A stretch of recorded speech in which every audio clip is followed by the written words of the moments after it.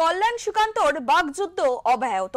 ফের একবার কেন্দ্রীয় মন্ত্রীকে হুঁশিয়ারি দিলেন কল্যাণ বন্দ্যোপাধ্যায়। এবার সুকান্তকে তৃণমূল সমর্থকদের পায়ের চাপে মেরে ফেলার হুমকি দিলেন কল্যাণ। তিনি আর কি বললেন শোনাবো। বাধা দিলে সিআইএসএফ বা সিআরপিএফ কি গুলি করবে না, এটাই তুমি বলেছিলে। তার উত্তরে আমি বলেছিলাম ও যদি হিম্মত থাকে শ্রীরামপুরে আসে, সিআইএসএফ সিআরপিএফ নিয়ে গুলি করে একটা মারবে, যদি মারে ওকে বাড়ি ফিরে যাবে।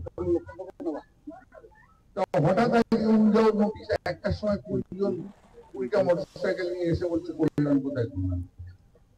আমার বক্তব্য তো এখনো তাই, এসআইআর থেকে একটা নাম ডিলিট করুন আর আপনি তারপর এসে সিআইএসএফ সিআরপিএফ নিয়ে শ্রীরামপুরের মাটিতে দাঁড়িয়ে একটা লোককে গুলি করে মারুন, আপনাকে আমি বাড়ি ফিরে এখনো বলে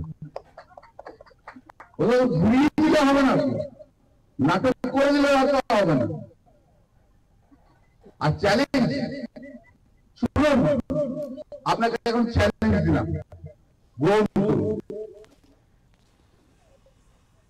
সিআইএসএফ সিআরপিএফ ছাড়া আপনারা থাকবেন আর পুলিশ ছাড়া আমরাও থাকবো। সময় বলুন, জায়গাটা বলুন, এত মানুষের ভিড় করবো, এত তৃণমূল কংগ্রেস কর্মীর ভিড় করবো যে আপনি ভিড়ে পায়ের তলায় চাপে মারা যাবে না, ফিরে যেতে হবে না। হিম্মত থাকে চ্যালেঞ্জ গ্রহণ কর, টাইম বল।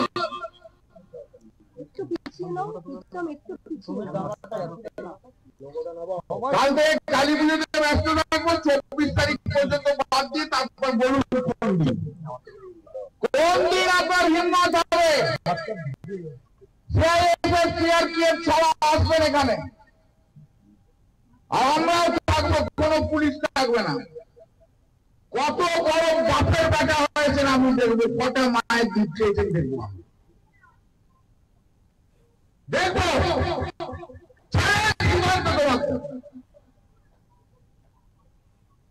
একটা সময় চলে এলে হঠাৎ করে 20খানা গাড়ি পৌঁছা গেলে সিআইএসএফ বসিয়ে আর 2-4টে গুন্ডা বসিয়ে ঢুকে গেলেন, বলে কল্যাণ করে দেখ, কল্যাণ দেখেছে ক্ষমতা।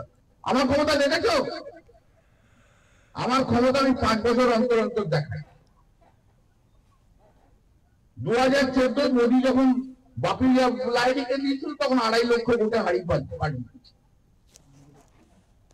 2019-এ আপনাদের ক্যান্ডিডেট 1 লক্ষেরও বেশি ভোটে হেরে, আর 2024-এ 1,75,000 ভোটে হারিয়ে পাঠিয়ে দিচ্ছে। ক্ষমতা আমার এইখানে।